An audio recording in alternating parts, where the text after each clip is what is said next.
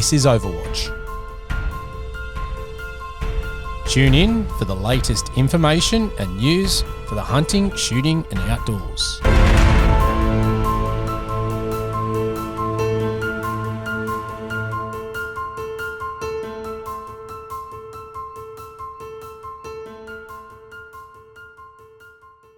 All right, man, just like always, anytime something big goes on, I do like to turn to you over there, Phillip. It's when you're always on top of things. I haven't even had the chance to read this report. I know there's been a few things on social media, but I know you've gone through it thoroughly and had a couple of radio spots and things like that. Mate, welcome back as usual. I appreciate your time.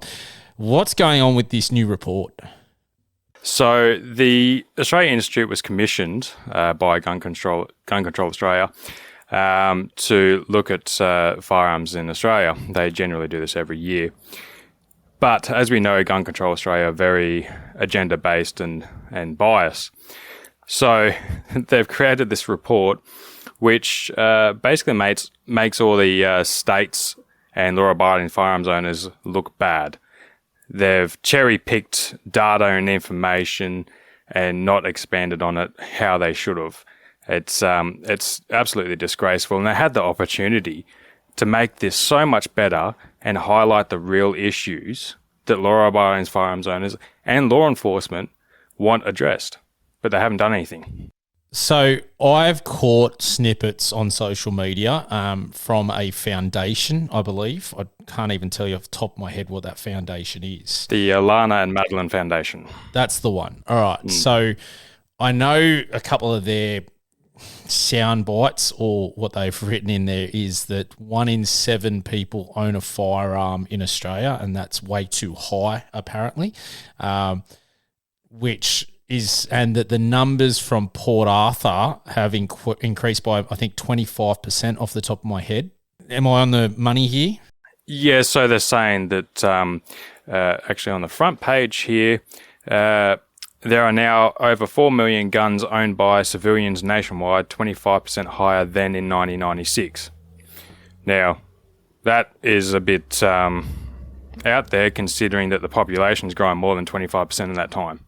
How's that relevant? Yeah, and look, the other thing I would say to that too is that if you are going to make bold statements such as it's increased by 25%, what is the number of firearm-related crime that has occurred from legal firearms owners? Because these statistics are only on the back of legal firearms owners, not the criminal, element here in Australia. So what they've done is they've used a lot of the ABS data, Australian Bureau of Statistics data, and they haven't broken it down.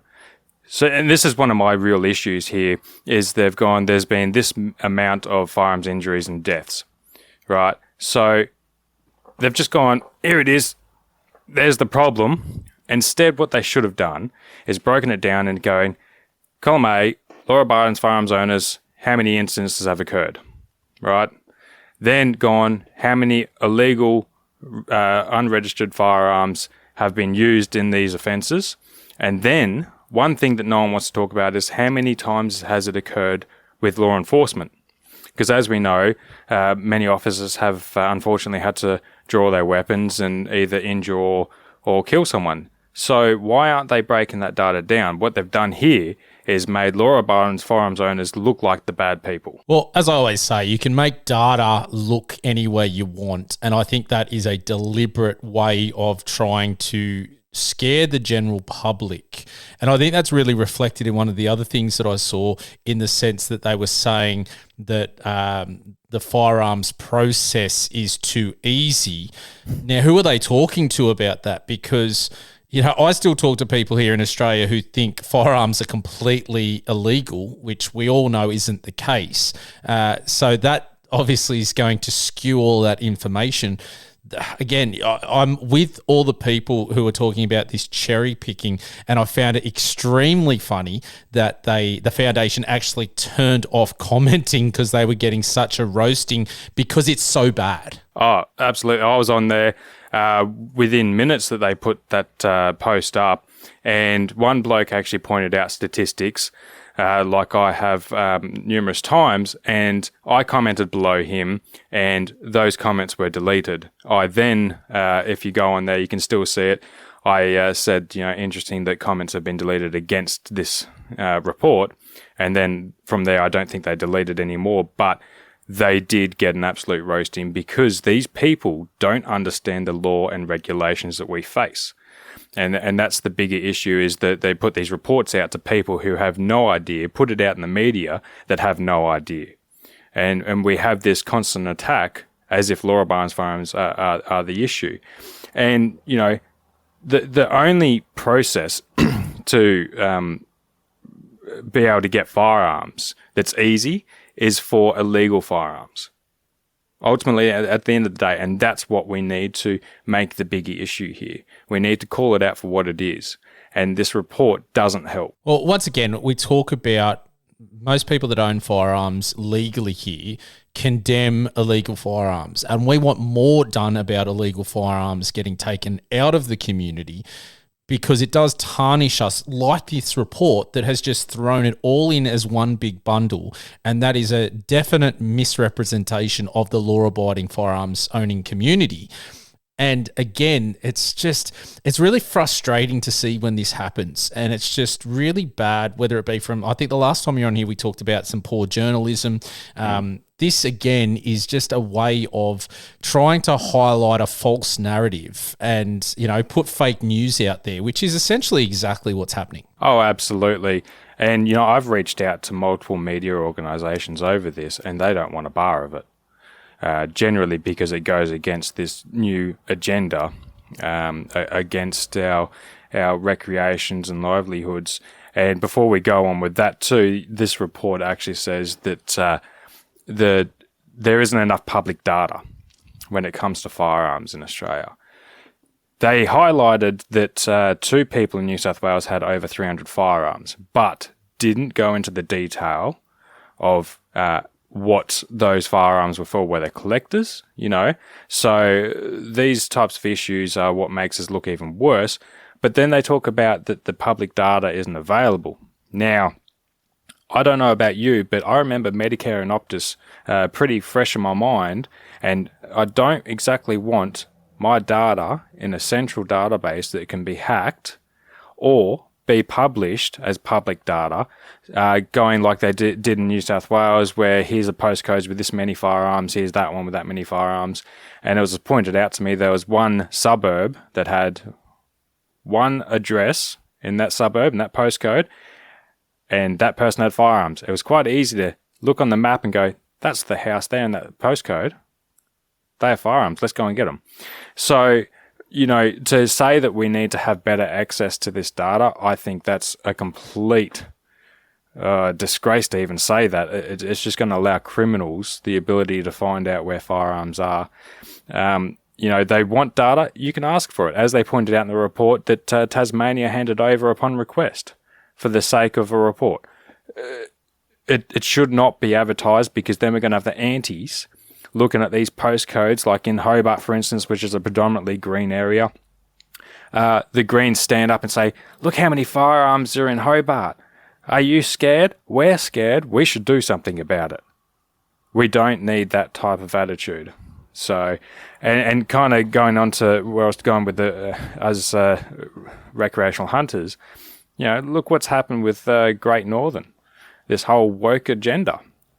It's absolutely unreal what's happened there, and my hat off to Forward Drive TV for really highlighting that issue and bringing it to front and center. It's great to see so many people get behind them as well. Well, just on that, it's interesting, and we're starting to see that. And I posted today, is this the end of the woke sort of, cancel culture looking at things? Because I do honestly think Great Northern is stuffed up from a media person, or their marketing executive who probably has zero idea about the bush and being outdoors.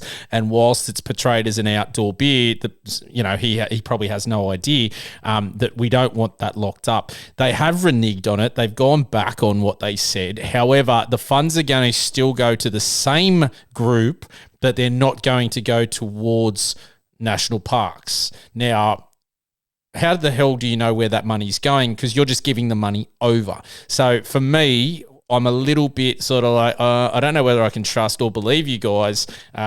I still have no idea. You're in that space. Surely you do your homework, even though you're not in, obviously he's not someone that enjoys the outdoors personally. Man, what's going on there? Like, that's a massive thing. So I'm really glad that so many people shared it, condemned it, and I keep talking about this. The more people that do this and make it vocal in the right way, the better we're going to be. And I think this needs to start happening with our politicians more. And elections coming up, we need to be talking about what parties best represent our interest for the outdoors and really get behind and show them support. Absolutely. And, Great Northern and Carlton United Breweries totally cocked up here, as you said. What I find more disturbing is the fact that they didn't say, look, we're sorry, we didn't realise it had this type of complication involved, and, we support your recreational freedoms and we completely have turned our back on it. Instead, they've, played this little game where they're going, oh, we're just diverting the funds somewhere else. That's not the answer and it's not the solution. And this whole woke nonsense with these agendas needs to stop. What we need is people to stand up, and as you're saying with the elections, is vote for the ones that aren't just in it for this election, but they're in it for the long term, to support your rights and freedoms, your ability to go hunting, for driving, camping, fishing, you name it. Make sure that they've always clearly demonstrated that they support that, and it's not just this election cycle because it's the in thing. For instance, Shooters, Fishers, Farmers Party, it's in the name. We've always advocated for these issues, and many other political parties have too. We're just a bit worried that all of a sudden we're going to have other politicians jump on the bandwagon because they've seen things like the Great Northern debacle. So everyone just has to keep that in mind as well. No, look, it makes sense. There's a lot going on at the moment, and anyone that loves the outdoors should be banding together, and really we need to do a better job of who we're putting votes towards to make sure that our interests are best represented and who are going to follow through. Oh, absolutely. And that's the long-term goal that we need to see achieved. Make sure we have those people in there that will support it. The other issues that, we kind of face that we don't really think about are the ones that sneak up behind us, in Tasmania with the interstate hunters ban. They tried to sneak that one through. There's all these little things that need to be addressed that no one's addressing, and the media is not going to help. So we need everyone to kind of stand together and support everyone in every state. If you're in Queensland, support Western Australia, and vice versa. It doesn't matter where you are. We all need to support each other. And I think the sooner we let go of what's happened in the past and work towards a greater future, then who knows what can happen. Mate, I completely agree. And look, in a positive manner, Great Northern, it was, I think, very evident that it was going to hit them in the pocket. And to be honest, I sort of still hope it really does, because that's I don't think they're being completely honest with how they've gone about reverting what they've put forward. And, it's the same as this. I'd love if the legacy media really came out and started not misrepresenting information, which I don't think is going to happen. No, it's definitely not. We see time and time again that a lot of the progress we make is behind the scenes, and the media don't want to acknowledge a lot of it. So keep at it, guys. That's the main thing. All right, mate. I appreciate you jumping on. Guys, well done to everyone involved in the Great Northern turnaround. That's what I want to call it. So bye for now. You've been listening to the Australian Hunting and Beyond podcast with Matt. Thanks for tuning in, and can't wait to catch you next time. But in the meantime, if you want more, you can find it at linktr.ee/Australian Hunting and Beyond. That will give you our YouTube, Instagram, X, Facebook, you name it. We'll catch you next time.